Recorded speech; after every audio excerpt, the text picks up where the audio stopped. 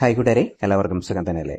നിങ്ങൾ പൂമീൻ മുളകിട്ട് കഴിച്ചിട്ടുണ്ടോ? പൂമീൻ എന്ന് പറഞ്ഞിട്ടുണ്ടെങ്കിൽ അതൊരു പുഴമീനാണ്. വളരെ ടേസ്റ്റി ആയിട്ടുള്ള, അതായത് മുള്ളൊക്കെ കുറവായിട്ട് മാംസം കൂടുതലുള്ള ഒരു മീനാണ് പൂമീൻ. ദാ ഈ കാണുന്നതാണ് പൂമീൻ. അപ്പോൾ നമുക്കിതിനെ നല്ല രീതിയിൽ തന്നെ ഒന്ന് മുളകിട്ടെടുക്കാം. അപ്പോൾ അത് വെട്ടി കഴുകി ഇവിടെ റെഡിയാക്കി വെച്ചിട്ടുണ്ട്. പിന്നെ ഇതിലേക്ക് ചേർക്കാനായിട്ട് ആവശ്യമായിട്ടുള്ള സാധനങ്ങളാണ്. അപ്പോൾ ഒരു 3 ടീസ്പൂൺ മുളക് പൊടിയും ഒരു അര ടീസ്പൂൺ മല്ലിപ്പൊടിയും അതേപോലെ തന്നെ പച്ചമുളക്, ഇഞ്ചി, കറിവേപ്പില, വെളുത്തുള്ളി, കുടംപുളിയും ചുവന്നുള്ളിയും, ഇതൊക്കെയാണ് നമുക്ക് വേണ്ടത്. പിന്നെ കടുക്, ഉലുവ, വെളിച്ചെണ്ണ അങ്ങനെയുള്ള ഐറ്റംസ് ഒക്കെയാണ്. അപ്പോൾ ആദ്യം തന്നെ നമുക്കൊരു ചട്ടി എടുത്ത് അടുപ്പത്തേക്ക് വെക്കാം. വെളിച്ചെണ്ണ ഒഴിച്ചു കൊടുക്കാം. അതിലേക്ക് ആവശ്യത്തിന് കടുകിട്ട് പൊട്ടിച്ചു കൊടുക്കാം. ഏകദേശം ഒരു അര ടീസ്പൂൺ കടുക് മതിയാവും. അതേപോലെ തന്നെ ഒരു 1/4 ടീസ്പൂൺ ഉലുവയും കൂടി അങ്ങോട്ട് ചേർത്ത് അങ്ങോട്ട് കൊടുക്കാം. എന്നിട്ട് ഇത് നല്ലതുപോലെ ഒന്ന് മൂത്ത് വരുമ്പോഴത്തേക്കും നമുക്ക് കുറച്ച് കറിവേപ്പില അങ്ങോട്ട് വാരി അങ്ങോട്ട് ഇട്ട് കൊടുക്കാം. പിന്നീട് ചതച്ച് വെച്ചിരിക്കുന്ന ഇഞ്ചിയും അതേപോലെ അരിഞ്ഞ് വെച്ചിരിക്കുന്ന പച്ചമുളകും വെളുത്തുള്ളിയും ചേർത്തിട്ട് നന്നായിട്ടൊന്ന് വഴറ്റിയെടുക്കാം. ആവശ്യത്തിന് ചുവന്നുള്ളി ചതച്ചത്, അതായത് ചുവന്നുള്ളി ഇത്തിരി അധികം തന്നെ വേണം ഈ കറി വെക്കുമ്പോഴത്തേക്കും. അത് വേണമെന്നുണ്ടെങ്കിൽ കുറച്ച് അരിഞ്ഞെടുക്കാം, കുറച്ച് വേണമെന്നുണ്ടെങ്കിൽ മിക്സിയിൽ അരച്ചെടുക്കാം. കാരണം ഗ്രേവി ആയിട്ട് നമ്മൾ യൂസ് ചെയ്യാൻ പോകുന്നത് ചുവന്നുള്ളിയുടെ പേസ്റ്റാണ്. അപ്പോൾ ഞാൻ എല്ലാം കൂടി അങ്ങോട്ട് ചതച്ചാണ് എടുത്തിരിക്കുന്നത്. കാരണം അങ്ങനെ ചേർത്ത് കഴിയുമ്പോഴത്തേക്കും രുചി ഒരല്പം മുന്നിൽ നിൽക്കും. പിന്നീട് നമുക്ക് കുറച്ച് മഞ്ഞൾപ്പൊടി ചേർത്ത് കൊടുക്കാം. അതിനുശേഷം ആവശ്യത്തിന് ഉപ്പും കൂടെ ഇതിലേക്ക് അങ്ങോട്ട് ഇട്ട് കൊടുക്കാം.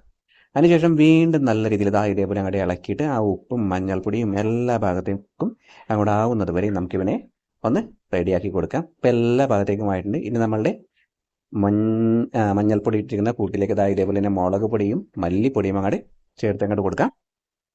അതെല്ലാം ചേർത്തിട്ടുണ്ട്. ഇനി ഈ പച്ചമണം മാറുന്നത് വരെ ഇവനെ ഒന്ന് വഴറ്റിയെടുക്കാം. അപ്പോൾ ഒരുപാട് സമയങ്ങളിലൊന്നും വഴറ്റേണ്ട കാര്യമൊന്നുമില്ല. ഇത്രയും സമയം മതി. ജസ്റ്റ് ഒന്നങ്ങോട്ട് വഴറ്റി കഴിയുമ്പോൾ തന്നെ ആ പച്ചമണമൊക്കെ അങ്ങോട്ട് മാറി നല്ല അടിപൊളിയായിട്ട് ഇങ്ങോട്ട് വരും. പിന്നീട് ചേർക്കണമെന്ന് പറഞ്ഞിട്ടുണ്ടെങ്കിൽ കുടംപുളിയോ അതല്ലെങ്കിൽ വാളംപുളിയോ ഒക്കെ കുതിർത്ത് വെച്ചിരിക്കുന്ന വെള്ളമാണ് ചേർത്ത് കൊടുക്കേണ്ടത്. അതങ്ങോട്ട് ചേർത്തതിന് ശേഷം പിന്നീട് നമുക്ക് ഗ്രേവിക്ക് ആവശ്യമായ അത്രയും വെള്ളവും കൂടി ഇതിലേക്ക് അങ്ങോട്ട് ഒഴിച്ചങ്ങോട്ട് കൊടുക്കാം. എന്നിട്ട് നല്ല രീതിയിൽ തന്നെ ഒന്ന് തിളപ്പിച്ചെടുക്കണം. ഉടനെ തന്നെ മീൻ അങ്ങോട്ട് ചേർത്ത് കൊടുക്കരുത് കേട്ടോ. കാരണം എല്ലാ മീനിനും ഒരേ വേവല്ല. ചില മീനുകളെന്ന് പറഞ്ഞിട്ടുണ്ടെങ്കിൽ വളരെ പെട്ടെന്ന് വെന്ത് പോവും. അപ്പോൾ ഗ്രേവി ഒന്നും സെറ്റായിട്ട് കിട്ടിയെന്ന് വരില്ല. അപ്പോൾ അതുകൊണ്ടാണ് നമ്മൾ ഈ മീൻ മുളകിടുമ്പോഴത്തേക്കും ആദ്യം തന്നെ നമ്മൾ ചേർത്തിരിക്കുന്ന കൂട്ടുകളൊക്കെ എല്ലാം ചേർത്തിട്ട് നല്ലതുപോലെ ഒന്ന് തിളപ്പിച്ചെടുക്കണേ.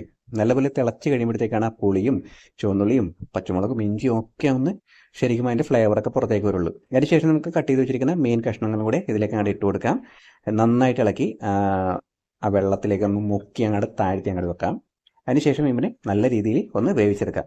പൂമീനും വലിയ വേവൊന്നുമില്ല. ഏകദേശം ഒരു 5 മിനിറ്റ് വേവിച്ച് കഴിഞ്ഞിട്ടുണ്ടെങ്കിൽ വേവായിക്കോളും. പിന്നീട് കുറച്ച് കറിവേപ്പിലും കൂടി ഇട്ടിട്ട് നമുക്കൊരു 2-3 മിനിറ്റ് ഒന്ന് വേവിക്കാം ഇവനെ. അപ്പോൾ ഇത്രയേ ഉള്ളൂ നമ്മളുടെ പരിപാടി എന്ന് പറയുന്നത്.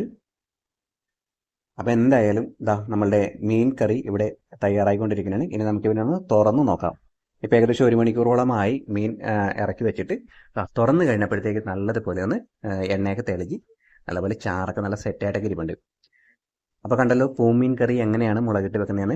അതെല്ലാ കൂട്ടുകാരും ഇതേപോലെ തന്നെ പുഴ മീനൊക്കെ കിട്ടി കഴിയുമ്പോഴത്തേക്കും ഇതേപോലെ തന്നെ വെച്ച് കഴിഞ്ഞിട്ടുണ്ടെങ്കിൽ ഉണ്ടല്ലോ ഒരൊന്നൊന്നര രുചി തന്നെയാണ് കേട്ടോ. നമുക്ക് ചോറിനാണെങ്കിലും ശരി, ചപ്പാത്തിക്കാണെങ്കിലും ശരി, പൊറോട്ടയ്ക്കാണെങ്കിലും അപ്പത്തിനാണെങ്കിലും ഇനി എന്തിനേറെ പുട്ടിനാണെങ്കിലും ഇങ്ങനെ ഒരു മീൻ കറി ഉണ്ടായാൽ മാത്രം മതി. അപ്പോൾ എല്ലാ കൂട്ടുകാരും ഒന്ന് ട്രൈ ചെയ്ത് നോക്കണം. സ്നേഹത്തോടെ, അല്ലു.